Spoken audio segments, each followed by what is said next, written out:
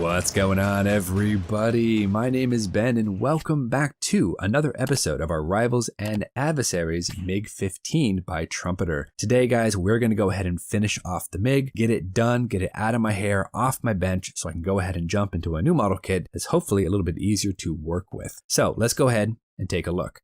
Now, last time I overcoated everything with multiple colors of all clad. I like the shading. I like the different panels I picked out. It's not perfect, but it'll work. All the panel lines pretty much suck, so it is what it is. I did my best I could to get this looking at least passable. This old 3-foot rule is going to apply here. Hold it at arm's length. Don't look any closer. I think we'll be okay. So we're going to jump in here to the very first thing, and we're going to do some painting. I want to do some detail painting here on the areas that I've neglected to paint, such as the wheelbase. Those have to be painted. We have to come in, paint the wing walks on the top of the wings. And then finally, I got to paint that red flash there on the very tip of the tail. So let's go ahead and jump in here to our first time lapse, do some detail painting, get the landing gears built up, get them installed, and then finally overcoat this with a gloss coat and get ready for decals. All right, guys, let's go ahead and get this party started. Let's do it.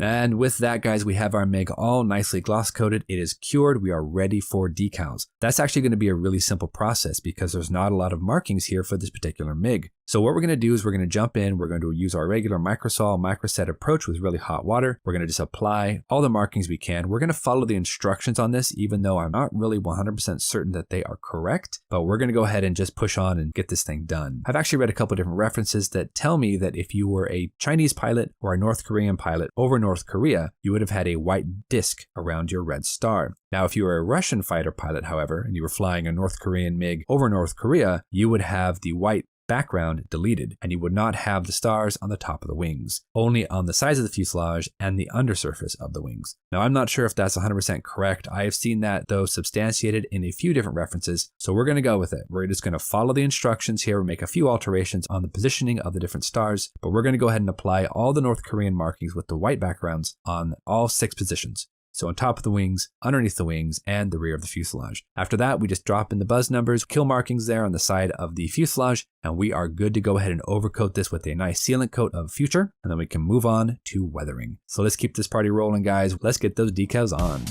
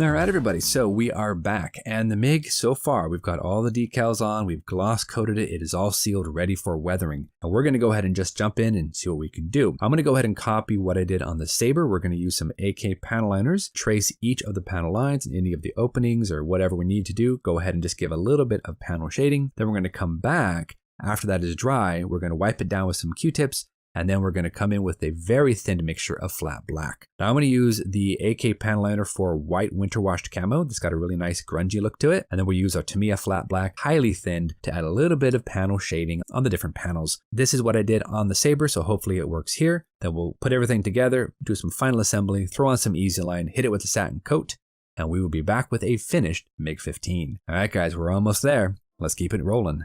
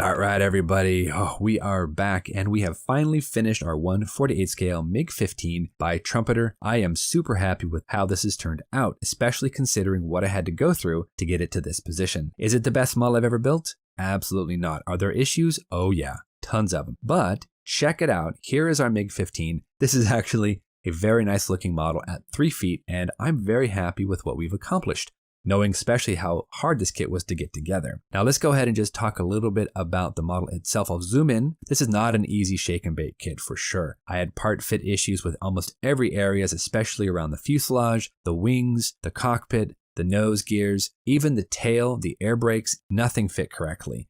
I tried my very best and I think it actually looks okay. It's not great, but again, at least I finished it. I think I went a little too heavy with the flat black shading. I should have done super light coats. I did a few extra passes and I think it's a bit too dark. But you know what? Honestly, that is the least of this kit's problems. We've got still seam issues. We've got some misscribed panel lines. We've got some steps we just could not get rid of. The cockpit I'm actually pretty pleased about, even though it is the entirely wrong color. It's more of like a modern day Soviet fighter, not one of the 1950s Cold War eras. Using that photo etch detail really made everything pop. I added in some scratch built details. I fixed up the seat a little bit, added in some seat pads, and it actually looks kind of cool. I like it. It's fun. Now, as you know, this was for phase 2 of our Rivals and Adversaries group build that I'm doing with my good buddy Joe over at Mad Genius Productions. Phase 1 was the 1/48 scale F86 Sabre, and you look at these things together, these things look pretty cool. Very 1950s. I love the Sabre and I love the MiG, so these are going to be really cool sitting on the display case. The Sabre, of course, was the far better model to build, a lot more fun, beautiful part fit. The MiG, not so much. I had, like I said, fit problems from the very start. I know Joe also had a lot of issues with his kit. It is what it is. I've at least finished it, and I think they look really cool side by side. So overall, I'm pretty happy. But with that being said, season 1 of Rivals and Adversaries is in the books. We are finished up. The MiG is done. The Sabre is done. We are out of here, guys. And I am happy to say that even though this model kit was tough, I'm really happy with how this MiG has turned out, despite all the issues with fit, with seams, with paint, with all sorts of things. I think is a neat looking little fighter. It may not be 100% correct, but you know what? I beat the kit, hopefully beat the curse of the MiG, and I'm going to move on to another kit that's a lot easier to build. At least I'm hoping so. Want to give a big shout out to Joe for coming along with me here on season 1. I know we did not pick the easiest shake and bake models right out of the gate, but you know what? We had fun. I enjoyed this model even though it was a very difficult model to build, and I didn't throw it in the bin like I wanted to several times over. So I think it's a win-win for sure. Make sure to go check out his Sabre and his MiG. He built some great kits there. Thank you so much for joining me here on season 1 of Rivals and Adversaries. Hope you enjoyed the journey, and we will see you back here on the next episode for a brand new build coming up next week. So until then, you know the drill. Go out there, get yourself some bench time, have some fun, build something cool, and we'll see you back here soon, guys, for another exciting adventure here on the Modeling Bench. Take care of yourselves, and we'll see you soon.